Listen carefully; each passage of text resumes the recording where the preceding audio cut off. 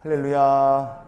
오늘도 참 귀하고 복된 날이 되시기를 주님의 이름으로 축원을 드립니다. 잠언 19장 23절 말씀 다시 읽겠습니다. 여호와를 경외하는 것은 사람으로 생명에 이르게 하는 것이라. 경외하는 자는 족하게 지내고 재앙을 당하지 아니하느니라. 아멘. 여호와를 경외하는 것은 사람으로 생명에 이르게 한다 그랬어요. 여호와를 경외하는 사람은 하나님의 은혜가 내게 족하구나. 그래서 감사하고 만족할 줄 알고, 그 만족하고 감사할 줄 아는 성도에게 하나님께서 재앙을 당하지 아니한다 이렇게 말씀하십니다. 그 CTS의 간판 프로그램 중에 하나가 내가 매일 기쁘게라는 프로그램이 있습니다. 아마 보신 분들 많으실 거예요.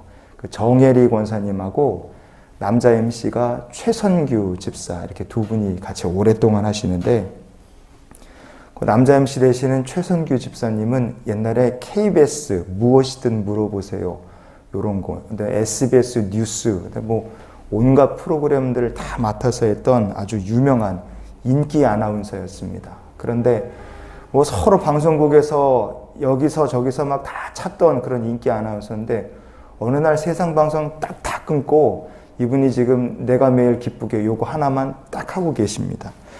왜 인기가 떨어져서 찾는 데가 없어서 그렇게 됐느냐? 그렇지 않습니다. 이분이 세상 방송 다 내려놓고 하나님의 일을 하는 데만 집중하게 된 계기가 있습니다. 그게 뭐냐면, 하나님께서 이 최선규 집사님의 3살짜리 딸이 사고를 당해 거의 사망 직전까지 갔었는데, 그 집사님의 딸을 하나님께서 기적으로 살려주신 거예요.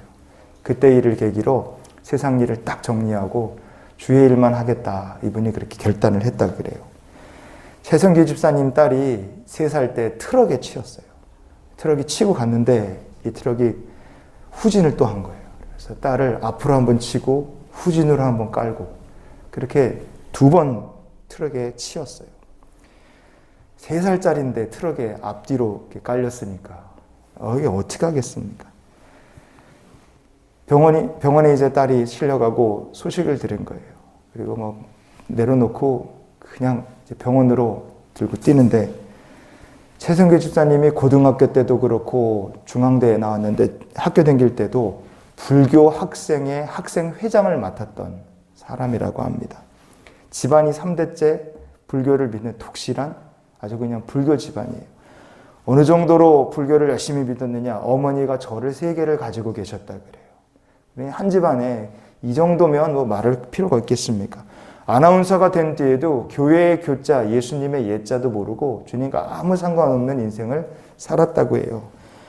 딸 소식을 듣고 병원으로 향하는데 길이 어마어마하게 막히는 거예요.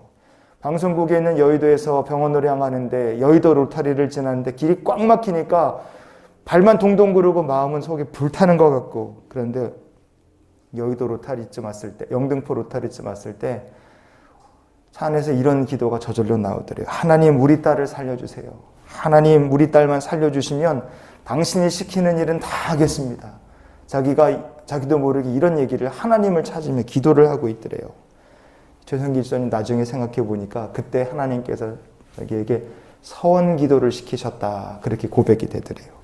병원에 도착했는데 따님 이름이 최혜원 양인데 병원에서 딸 위에 흰 천을 이렇게 덮어놨더래요. 의사 선생님이 하시는 말이 가망이 없으니까 마음의 준비를 하시라, 그렇게 얘기를 하더래요. 실성한 사람처럼 딸을 안고 하나님, 우리 딸을 살려주세요, 그런 얘기를 1시간도 넘게 중얼중얼 거리면서 딸을 안고 그렇게 펑펑 울면서 그러고 있었대요. 근데 놀랍게도 트럭이 한번 지나가고 뒤로 후진해서 또 밟고 지나간 이 3살짜리 조그만 딸이 죽지 않고 하나님께서 목숨을 살려주시더랍니다. 생명을 넘겼어요. 타이어 자국이 얼굴에도 남을 정도로 그렇게 심각하게 다쳐서 2년 동안 병원에서 치료를 받는데, 2년 동안 이 중환자실에 있고 치료받는 아이를 중심으로 가족들이 병원에 모이고 병원에서 다 병원 중심으로 살게 되더래요. 최선기 집사님의 어머니 계시잖아요. 절 3개 가지고 계신 그 어머니께서 손녀딸을 위해서 병원에 자주 오셔서 이렇게 있는데, 병원에서 청소해 주시는 아주머니랑 친하게 이제 지내시게 됐대요. 근데 이분이 교회 다니시는 권사님이신데 새벽 예배 갔다가 기도 마치고 병원으로 출근해서 온 병원에 이제 병실마다 다 다니면서 청소를 하시는 거예요. 365일 청소하는데 얼마나 삶이 고단합니까? 그런데 이 최성교 집사님 어머니께서 보는데 이분이 한 번도 화내는 적도 없고 늘 웃는 표정으로 생글생글 사람을 친절하게 대해주더래요. 참 좋은 분이다, 감사하다 그러고 있는데 자기 손녀딸 입원해 있는 병실에 들어오면 이분이 청소는 안 하고 병실 그 침대 옆에서 머리맡에서 뭔가 계속 중얼중얼 거리고 나가더래요. 청소를 하고 나서.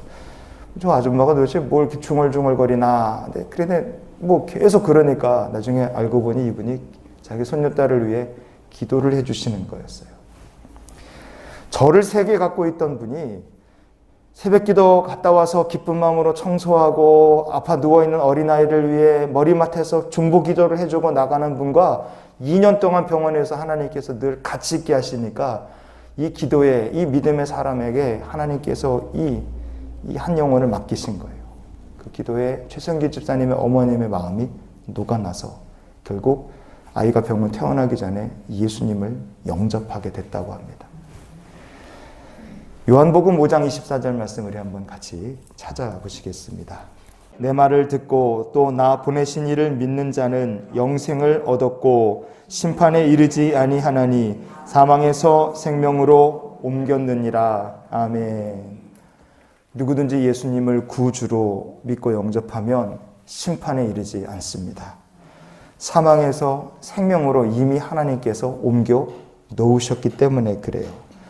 이런 사람들은 하나님 앞에 감사하며 주님 제 은혜가 제게 족합니다. 늘 감사하며 살아요.